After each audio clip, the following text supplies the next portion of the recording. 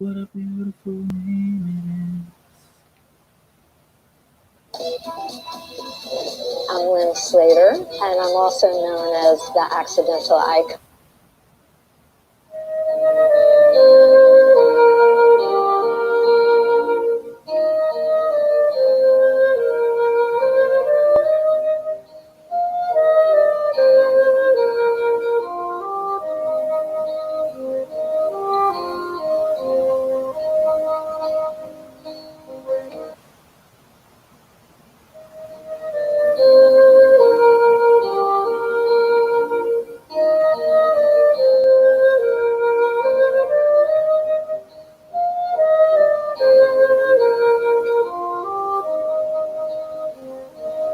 We're going to start in about 9 minutes, 7 o'clock, but we will start on the dot.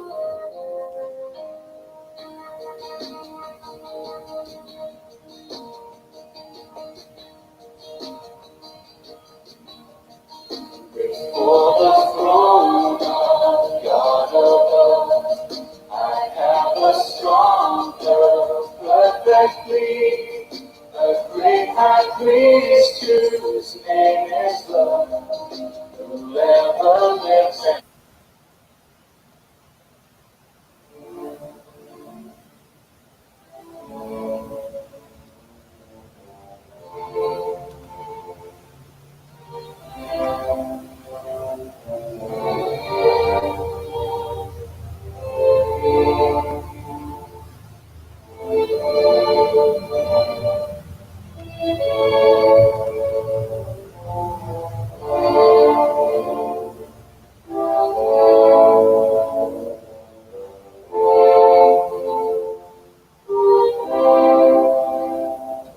Hi and welcome. We will start at 7 o'clock on the dot. So that's about 6 minutes, but we will start at 7.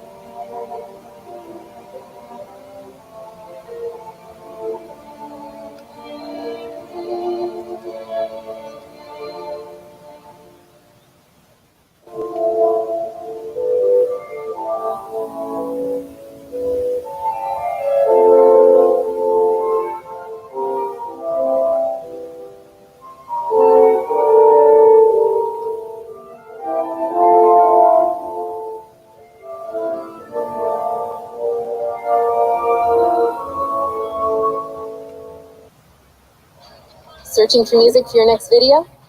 Then you need to check out our list. With amazing new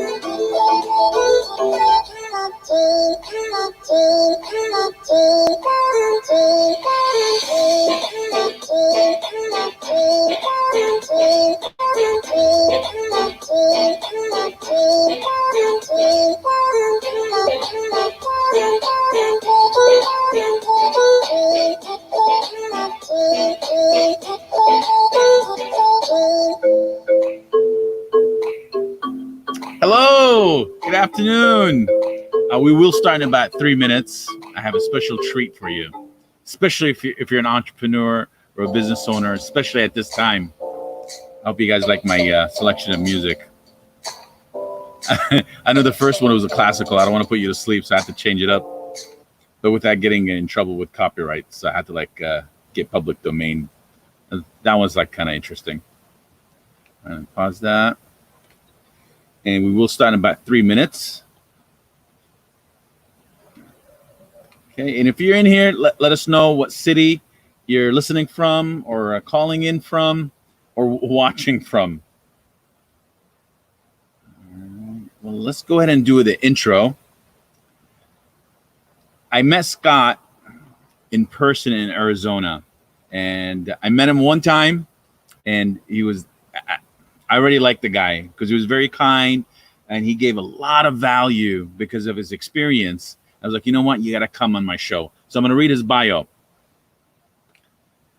He's definitely a serial entrepreneur. Scott worked for 13 years for IBM, where he was distinguished as a high potential professional by selection for participation in the company fast track management program. So he's a smart guy. He led engineering, marketing, sales, finance, and technical service organization generating $320 million in revenue with more than 1,000 employees working in 25 locations in California. So he definitely knows how to manage, and he's really good at it. From New York, Europe, UK, and at Sun Microsystems, he built and grew a storage management division from zero to $77 million over 2 years. So if you have any questions about growth, he's definitely the guy. Scott has completed 13 merger and acquisition transactions for over $650 million. And he also has participated in 4 previous exits worth over $500 million. So he's definitely an investor. So if you have any questions, especially in this through troubled time, he's your guy. And I like his guiding principles are, I love it. Intellectual curiosity. Yes, we're all very curious. Hard work. Persistence, that's definitely honesty, humility, empathy, and transparency. I definitely stamp a few of those. Honesty and transparency, definitely, yes. So without further ado, I want to bring him to the stage. Put your hand together for Scott Hansbury. Thanks, Ray. Appreciate it. I'm not going to say anything about Pittsburgh Steelers jersey, by the way, just for the record. Representing for draft night here. Gotta have my Steelers. I know. Gotta have my Steeler mug. Nice. How long have you been a Steelers fan? Oh, my whole life. I grew up in Pittsburgh. Yeah. Don't you guys lead the most championships in the NFL, or at least tied? Yeah, we're tied now. Okay. I'm sorry. In there. Well, it's definitely. We used to call you Blitzburg when I used to be a Niners fan back in the day. You guys always gave us a hard time when we went to the playoffs. Man, it was pretty tough. That's this number here, 58. Nice. Who's your favorite player? Of all time, Jack Lambert. Wow. Linebacker. Yeah. Nice. A lot of sacks. Oh yeah. But I don't know, man. Playing in that field is AstroTurf. It caused a lot of injuries. Is it still AstroTurf, or did they change it? No, they've got some grass there. Oh, okay, good. Because I think they shared it with the Pittsburgh Pirates at one point, didn't they? They did. Now they're in Heinz Field, yeah. Well, I used to remember somebody hits a single, you turn to a triple very easily, and the ball just keeps rolling. Yes, definitely. Okay. Well, awesome. Well, first of all, I want to say thank you so much for being on the show, especially with your experience of having exits, so you know exactly what to do at this time of day with the coronavirus is going on. And probably this is on the on the thought of every single entrepreneur, what should they do now in a down market? Investors are really holding on tight and they're just waiting. What should the normal entrepreneurs do? Should they wait? Should they pivot? Should they market? Or should they just stop and do nothing or shut down? What's your opinion about that, Scott? Probably the most important thing right now for anybody, especially at the early stage, cash is king. Conserve your cash. Make your run rate, your burn, be able to last longer, because it's going to take more time than what you may have thought before. So conserving the cash is number one. And a lot of businesses right now, before the coronavirus, they were barely making it, like, from day to day. And when this happened, is like literally took them off the map. So majority of the time, their cash is extremely low, next to nothing now. What do you suggest? Should they just keep going? Should they figure out a different way, or should they start up a new business, or should they pivot? What do you think? Depends on the industry that they're in and who their target market is. Obviously, if there's ways that they can demonstrate and provide value in this type of a market with this, people working from home, what does that mean? There's a lot of things that are going on that could attract folks that are working at home into particular product sectors or product markets. Look and see if you fit in one of those and how you can maybe be able to help those that are just stuck at home. Okay, that's awesome. And what did you do back in 2008 when you were in business, when the market definitely took a crash? Oh, yes. What pivots did you do? Or if you go back in time, what you would have done differently? Actually, out of the 7 previous startups that I had, I had 4 exits, 3 did not. One of them was in that time period. And I think one of the things that we did not do is conserve cash enough. We kept going, right? Because we were getting orders and we thought we could just keep going, but then the orders started slowing, right? Just like they are now. And we didn't start up front of conserving that cash, and that hurt us a lot. So it's cash is king right now. Figure out how to get your runway longer. Okay. So whoever's listening, conserve your cash, especially at this moment. Yeah. But the thing is, especially with marketing, because I feel like right now, if you market, it feels like it's landing on like not so good ears. They're not listening. Yeah. So you gotta pivot and go into branding. Just be in front of them. So when we do turn, bam, you're definitely right there. So I get it. The cash is king to get you to that point. Yeah. Everything you spend needs to be based on the revenue that you think you can bring in now, so that you can survive till then. What was the hardest part in 2008 while you're going through it? Oh, it's the same for everybody, and it's rough. Your employees, right? And some you don't have enough cash to keep going, and some of them you have to let go. That's by far the roughest thing. There's others that were just getting started, and folks that I know that had just started their startup. I mean, they were maybe 3 months in. They were on their path. They're doing the right things. They're trying to figure out market fit for their product set. They're doing experiments, and then that hit, and things just dried up for them. So now, instead of maybe a fundraise that may last 6 months, now they're talking, 9 months to a year, and they couldn't survive it. Wow. And right now, as an investor, what are you looking for in businesses? Or even, are you investing at all, or you're holding on to your cash, like you said? No, I have done some still. Okay. I have a very specific criteria that I look for in a company. And it's really 3 base top tier pieces. And the company, it doesn't necessarily mean 3 people, but the company needs to have those 3 qualities. And if they don't, they have to have been the ones to recognize that they don't, and they're actively trying to fill it. And those 3 pieces are a hustler, a hacker, and a designer. It's very serious.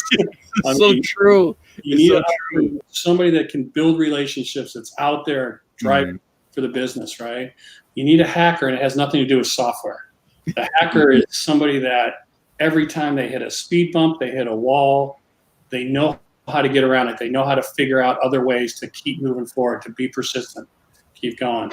And then the designer is really somebody that has the product view and the vision of not only what the product is, but the use cases and how the end user is going to use that product so that they can give that to them in the way that they can absorb it. That's so true. And I've been telling it to everybody. The one thing I think I look for, because I have a lot of people come up to me with ideas, and I could invest into marketing into them. But the one thing that I look forward is, if you get punched in the face, are you going to keep moving forward? Because because this entrepreneur journey is not fun at all. But if you love it, if you enjoy it, then it becomes easy. Yeah. If you don't enjoy it, just anything happen, any speed bump. Oh, you know what? This is not for me. I gotta go. So that's one of the things I look forward to, like in an entrepreneur. Yeah. Like you said, persistent, hustler, definitely a hustler. They're like more scrappy. Like, it doesn't matter. I'll figure it out. I'll go around it. If they have that attitude, I think that's like 60 or 70% of the battle, I think. It really is. I mean, if you've got a founding team that has those qualities, you're really well on your way to a chance of success. And then you follow that up with a well-defined customer target, and then a clear path to market to them. Okay. Put those two components with those three qualities, you've got a good chance. Okay. What's your favorite entrepreneur, or what's the most common an entrepreneur comes up to you is like, hey, listen, I have an idea, invest into this, and they haven't done nothing with it? Is that common? No, probably the one that I hear the most. That it's just an educational thing to help them understand kind of how to position things, which is, I've got this great idea, I've got a team, and I want to raise some money now. And then the question is obviously, well, how much are you raising? And the answer would come back, 100, 500, $1 million, whatever the answer is. It's like, oh, okay, why that number? Because it's a good number. I think that should do it. And that's not an answer. You can't have that answer. No investor is going to buy into that. There's got to be very specific work done of, here's what we're doing to get to the next metric, and to get to that next metric, we need these dollars to put into these programs. And that's how they can continue to move forward, just metric at a time, right? No, absolutely. And when I talk to investors after I graduated from the accelerator program, whoever is listening and you're an entrepreneur and you don't know where to start with an accelerator program.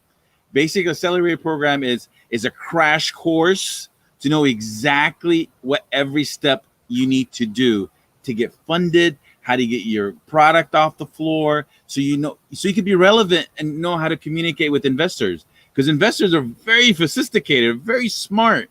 They can spot if you're like a year in, 2 years in, like, oh, this guy's a newbie. Oh, this guy's just an investor. You know what? Let me write you a check to buy the whole company. Would you sell it?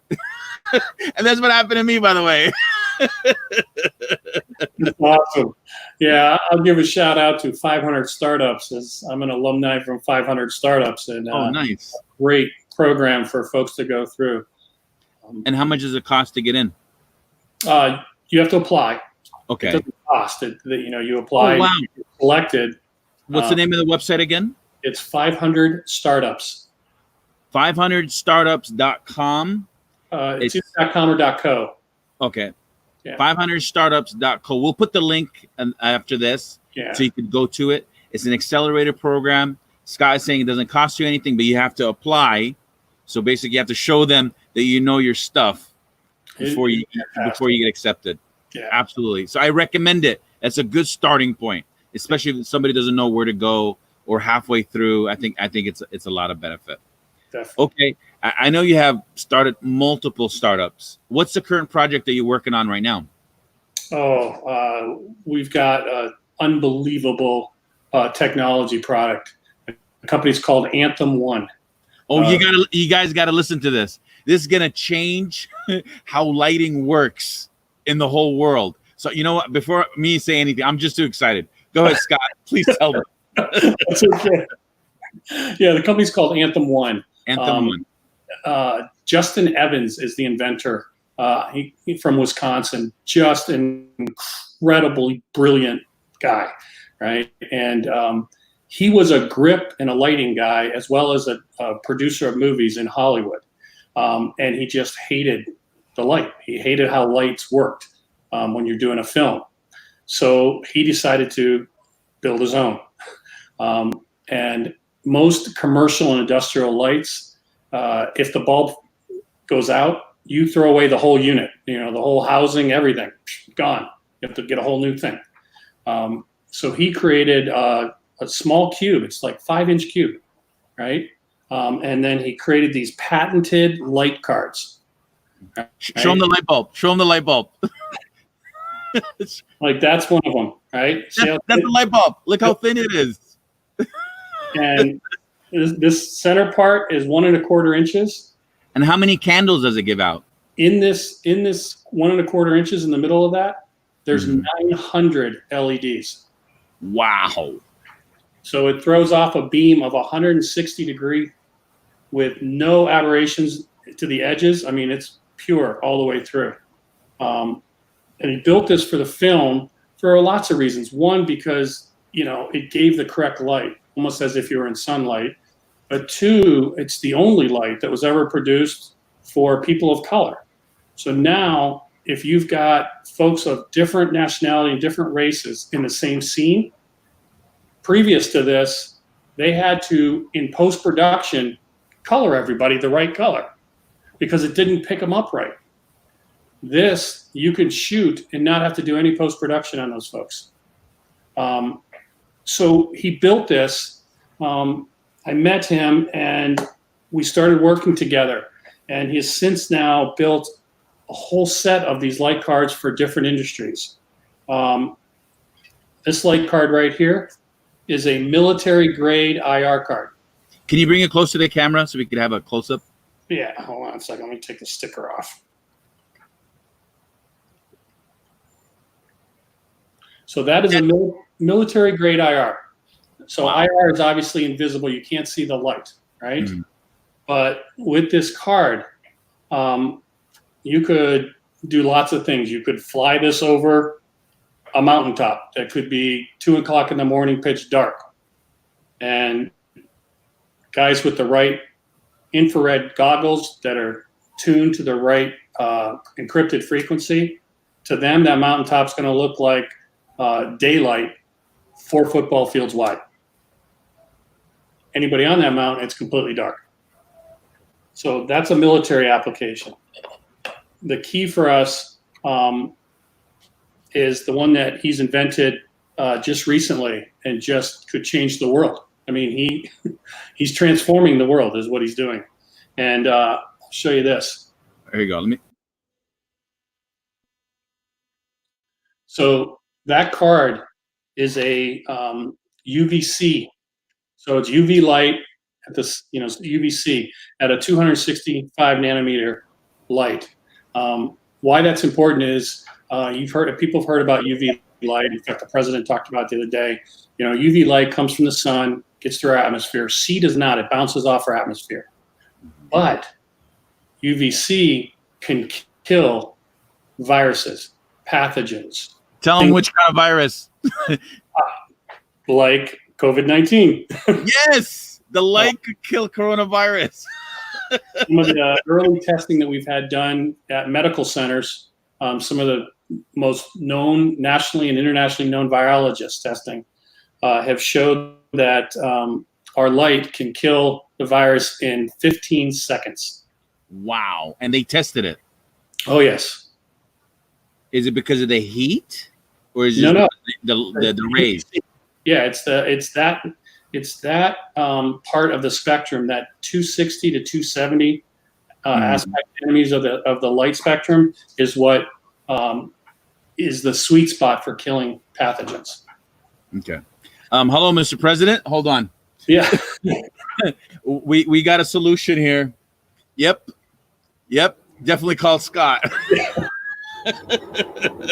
So That's amazing. How come nobody's talking about it? Is it just you're just about to launch it, or is it already into market right now? yeah, all the other light cards have been out.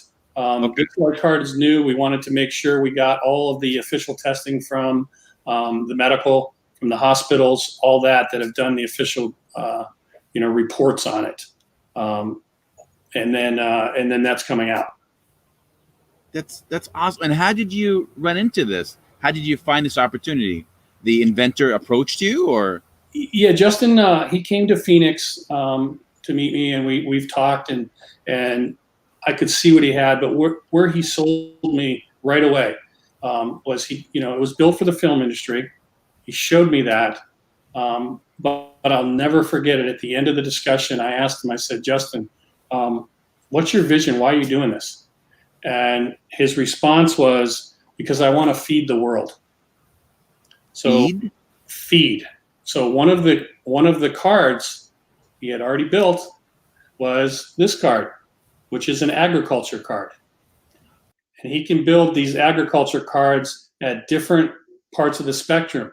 So some cards or some plants, they need a certain light to grow at their early stage, and they need another type of light to flourish in maybe their middle stage or their harvest stage. And we can give all those different spectrums to grow crops like you'd never been able to see. I think especially for the cannabis industry, I think it's going to be huge. Oh, yes. All days indoors in America. Yeah. Wow. So his one of the most important things for startups, one of the most important, is having the why. Mm-hmm. Why are you doing this? There is a problem you're trying to solve, but why? And it can't be because I want to make a lot of money. That's important, but it shouldn't be number one. No, you'll never get through you'll never get through the dips and the valleys, right? If that's what the goal is. His goal was feed the world, transform the world in multiple segments, and just brilliant. That's awesome. And did he invent anything else, or just is that light bulb? Oh no, he's got other inventions that he's done. Okay. He's got one that I can't talk about just yet.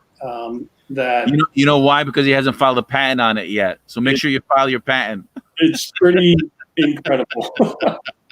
Bigger than this. Yeah, it could be. Wow, that is awesome. Yeah. And what other patents have he already filed? What other inventions did he have? He's done a lot of things in the past. I don't want to go through them all right now, but he's done a lot of patents. Which one we're familiar with? I'm just trying to make out. I don't know. I don't know which one you'd be familiar with. Okay. But they're out there. Yeah. Oh, yeah. Brilliant guy. That definitely could be a game changer and maybe make that more nightlife, because stadiums, their night electricity is extremely expensive. Is this cost effective with the lights? Yes. I'm glad you asked that. Mm-hmm. If you take a typical, again, this is not residential. This is commercial industrial, right? If you take a typical metal halide lights that you may have in a warehouse or in a store, things like that, we run at about 75% less energy usage. And more light. Less lights. I mean, one of ours will probably replace 6 of those. And we'll do it at 75% less per light. Yeah. Wow. Yeah. When are you guys going to dive into residential or consumer? We will. That is on our roadmaps, but right now we're focused on some of these different segments that could help transform the world. I mean, we're trying to transform the world of medical right now. We're trying to transform the world of agriculture, of film, of mining, construction. So I think it's a home run, especially for the medical field. You kill a virus and you give light, and it's not showing up heat, and you're saving electricity. Yeah. Where can I invest? What's the stock ticker? Getting a lot of requests on that recently. No, absolutely. Yeah. Well, I'm sure definitely is gonna flourish.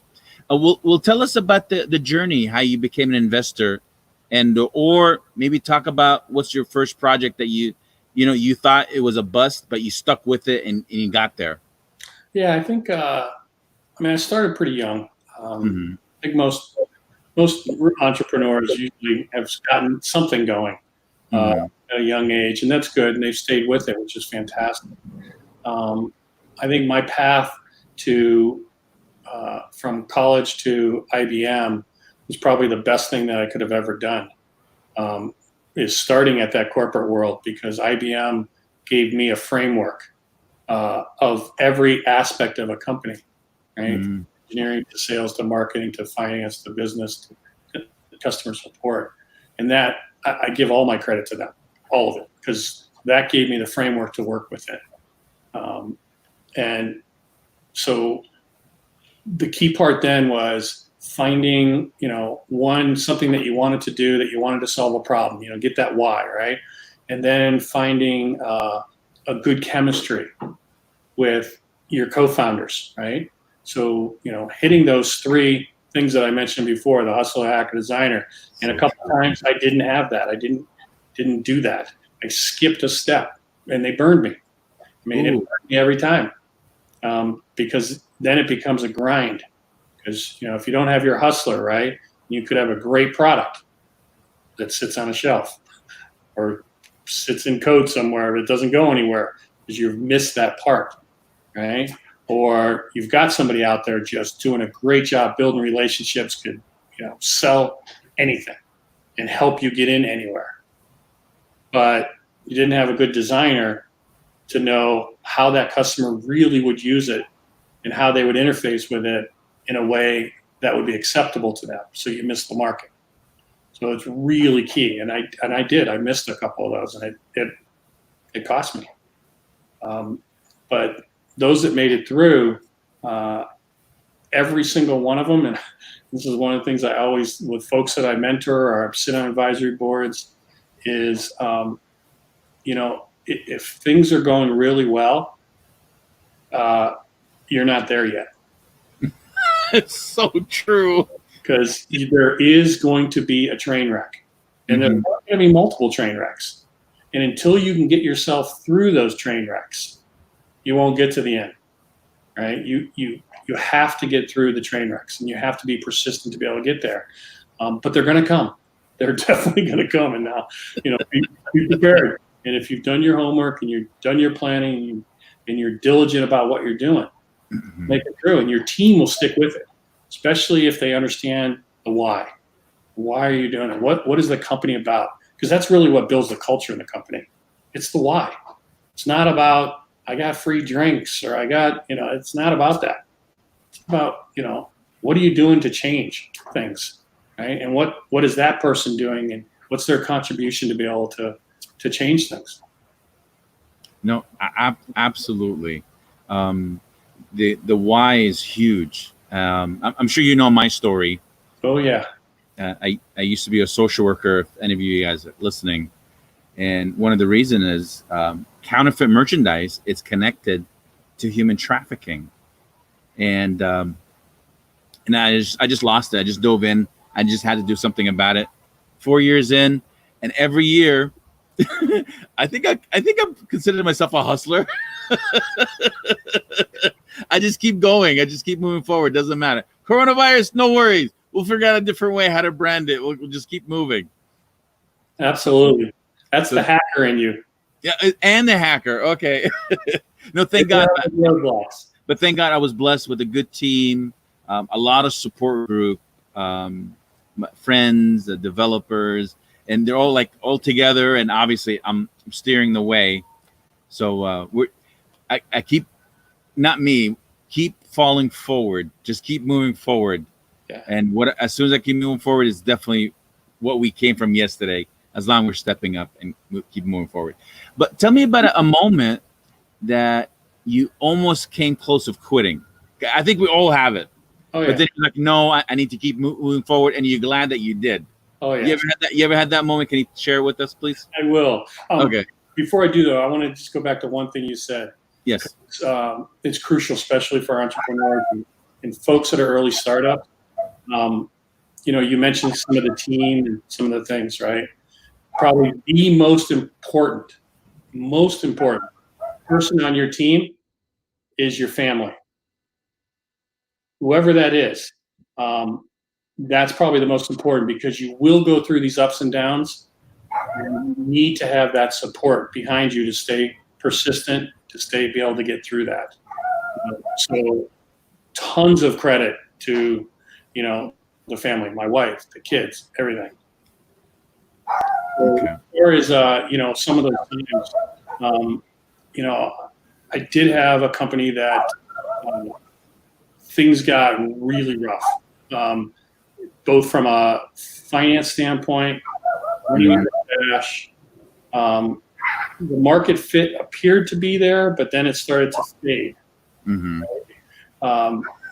And we almost stopped. Mm-hmm. But what we realized is we were pushing things out as opposed to measuring in.